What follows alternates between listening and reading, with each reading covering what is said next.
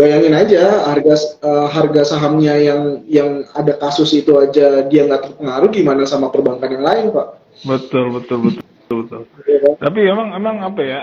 Kan sebetulnya kalau usaha jasa kan agak rentan ya, trust itu ya, Betul, backing ketika ada kejadian betul. itu.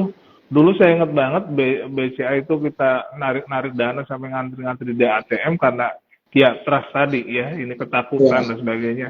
Kalau sekarang sepertinya orang dengan cyber seperti itu dan juga diklarifikasi, dikonfirmasi memang ada serangan dan sebagainya gitu. Dan waktu itu juga sempat BCA agak kepengaruh ya. Tapi saya cari tahu lagi BCA ternyata karena ada loading yang cukup besar, orang mungkin mentransfer memindahkannya ke BCA gitu ya, saya nggak tahu juga.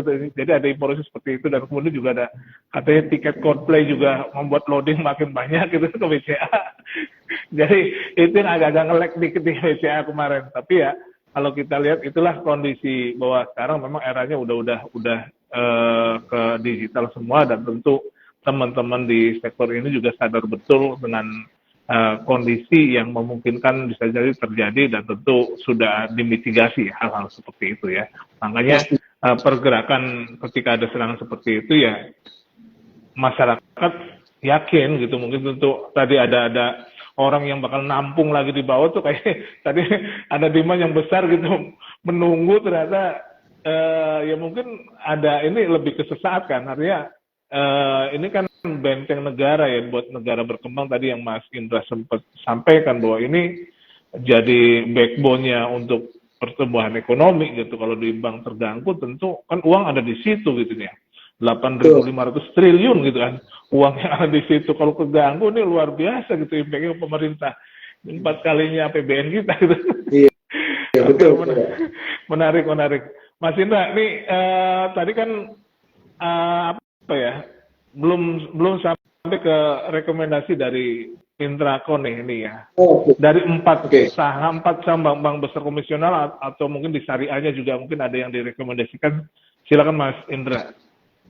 Oke. Kalau dari kita apa namanya, kita masih tetap ya di BBRI ya.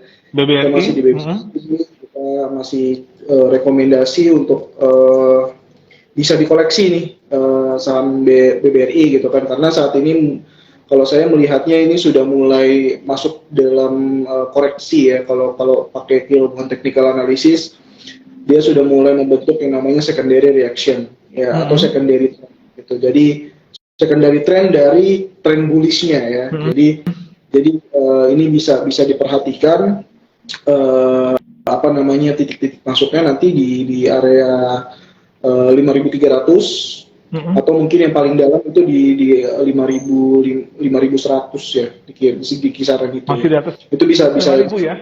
ya di angka 5.100 itu bisa diperhatikan di situ, atau yang paling dekat dari sekarang itu di 5.300 itu juga bisa diperhatikan gitu. Jadi pakai money manajemennya nih buat teman-teman yang mau masuk di BRI ya gitu kan, mumpung sahamnya lagi bullish gitu kan, bisa untuk ada kesempatan untuk entry ya, cobalah untuk entry di situ ya. Itu rekomendasi dari kita BBRI. Kemudian kita masih rekomendasi juga untuk BMRI ya. Untuk BMRI kita juga masih cukup rekomendasikan, kita masih favorit juga ini BMRI. Ya saat ini dia lagi sideways, pergerakannya lagi sedang sideways. Ini bisa diperhatikan, pertimbangkan juga risk rewardnya ya di batasan risikonya di 4.900. Batasan risikonya di situ dengan upside opportunity bisa sampai di 5.525 gitu ya. Itu untuk BMRI. Terus kita juga untuk yang syariahnya juga kita tentu saja the one and only, kita masih rekomendasikan BRIS ya. Ini kalau kita melihatnya pure technical analysis ya, kalau fundamental BRIS cukup solid ya. Dari labanya dan lain-lainnya itu juga cukup solid ya kalau BRIS ya. Kalau sekarang kita berbicara tentang teknikalnya, pergerakan harganya saat ini ini sebenarnya sudah mulai masuk di area-area entry-nya ya. Karena kita melihat bahwa di tahun mulai Desember 2022 itu BRIS itu sudah mulai berubah nih trennya. Dia udah mulai transisi dari tren yang bearish menjadi tren yang bullish. Sehingga ini cukup menarik untuk diperhatikan karena ini masih di dalam fase awal-awal bullish gitu. Jadi jangan sampai ketinggalan ya. Kalau dia bullishnya udah ketinggian kan kita juga bingung juga kan mau masuk apa enggak nih karena udah naik udah tinggi banget gitu. Nah, ini BRIS salah satu perbankan syariah yang secara pergerakan harganya ini trennya ini baru di awal-awal bullish gitu ya. Jadi baru mulai transisi ini udah mulai bullish nih, yang tadi bearish jadi bullish gitu. Jadi ini momentumnya itu masih ada lah gitu. Jadi upside opportunity-nya itu masih besar ke depan gitu. Nah, terus kita dianggap berapa nih Mas Indra untuk BRIS itu? Oke, kalau BRIS itu kita bisa entry, sebenarnya sekarang juga udah bisa entry ya. Tapi kalau misalkan masih ragu-ragu atau masih mau nunggu sampai dia ada koreksi dulu, mungkin bisa ditunggu di area 1600 sampai 1650 itu bisa dipertimbangkan tuh untuk area entry-nya di situ, karena di situ ada support yang bisa dikatakan cukup kuat ya. Ada support yang kuat di situ, dan saat ini sama kayak BRI, dia sedang membentuk secondary reaction-nya dari trend bullish. Jadi ini adalah saat yang tepat untuk mengkoleksi saham-saham BRIS. Nah, tadi entry-nya di 1600 sampai 1650 dengan upside opportunity sampai di 1800 gitu ya. Jadi itu adalah jadi risk to reward-nya tuh masih cukup lumayan ya. Oke, masuk lah ya gitu ya. Gitu. Itu untuk BRIS. Kemudian kita masuk di BBCA lah pasti. Nggak mungkin enggak ya. Ya, sebenarnya ini harus masuk. Sebenarnya perbankan Big Four tuh semuanya menarik lah ya Pak ya sebenarnya ya. Cuma memang masalahnya ya. Iya. Ya, cuma pada gitu Big Four itu, cuma kita memang ada salah satu yang favorit kita ya, terutama BBRI sih favorit kita sebenarnya. Gitu ya. BBCA juga nih masih cukup oke ya.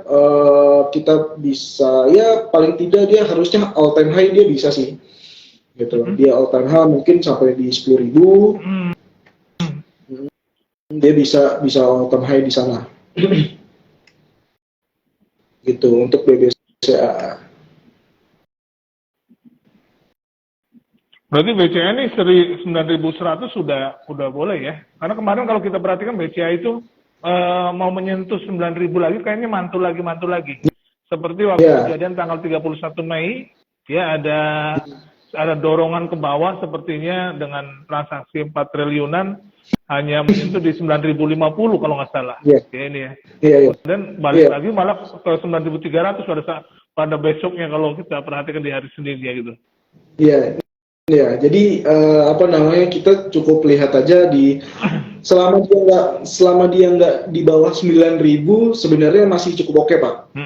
Jadi selama dia nggak di bawah 9.000, upside opportunity-nya itu masih cukup terbuka luas gitu ya. Kecuali kalau dia udah break dari 9.000, nih dia udah mulai ya dia mungkin akan ke 8.800 dulu gitu kan, baru dia akan lagi gitu ya. Tapi so far kalau misalkan dia nggak bisa tembus di 9.000, ya potensi ke atasnya itu masih ada gitu, masih cukup besar gitu Pak. Oke. Kalau sampai ke 10.000 nih lumayan juga nih cuannya gitu kan. Iya. Karena posisi sekarang resistnya di 9.300 ya kayaknya, karena agak balik ke bawah gitu di level itu gitu. Betul. Gitu. Karena di situ resist yang sangat ini Pak, yang sangat kuat Pak di situ.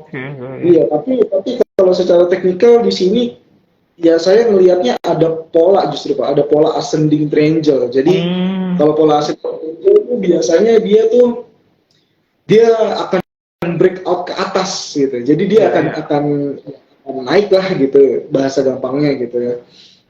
Nah itu yang jadi referensi saya kenapa saya bisa bilang dia BCA ini bakal all time high. Pertama karena trennya dia lagi masih bullish. Yang kedua ada pola ascending triangle. Jadi kalau ascending triangle itu dia bakal breakout ke atas yang ya maka dari itu saya katakan ya potensi besar dia all time high Pak. Gitu. One day 9.300 akan ditembus lah. One day insya Allah. Insya Allah. Oke, menarik nih teman-teman. Jadi ada 4 bank kalau kita lihat yang direkomendasikan ya.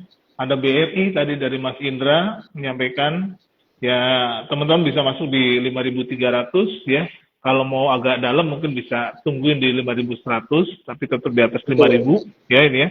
Kemudian ada Bank Mandiri ya. Ini kan sekarang posisinya agak tipis-tipis di harga psikologis 5.000 nih. Jadi Mas Indra kalau mau masuk boleh tunggu di 4.900 ya, tentu dengan praksi yang berbeda ya, karena 4.900 nanti praksinya 10. Kemudian ada BRIS ya di 1.600 dan 1.650 ini posisi yang pas buat teman-teman menunggu nih. Karena kemungkinan kalau ke atas bisa menembus di 1.800.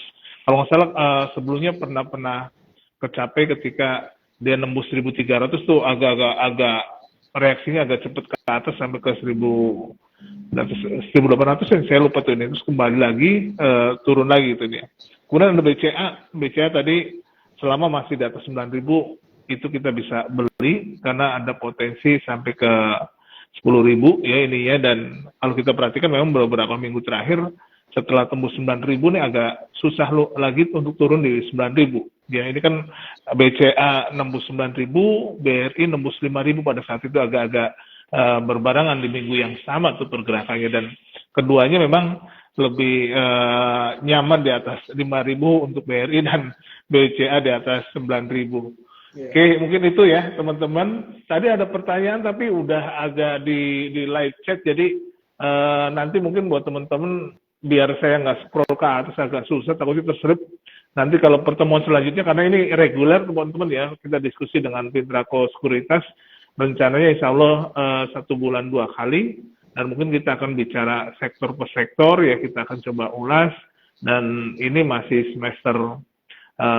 masuk semester 2, nanti kita persiapan, kita akan lihat seperti apa, dan tentu nanti kita akan diskusi lagi di tanggal 22 Juni ya, tetap dengan Mas Indra ya, kita akan bahas sektor yang lain. Tadi ada pertanyaan terkait dengan sektor teknologi atau sektor apa, ya kita tunggu. Atau Mas Indra mungkin sudah punya ancur-ancur nih, nanti tanggal 22 kita kira-kira kita akan bicara sektor apa nih? Apa ya? Saya juga belum kepikiran.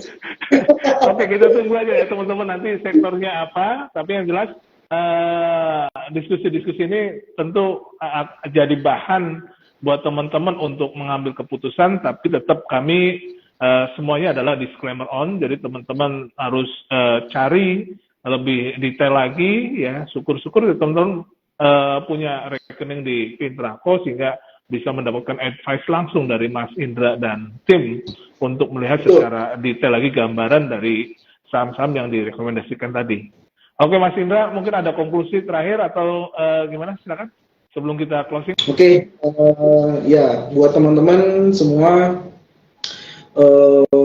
sahabat IDX dan juga sahabat Profits, ya,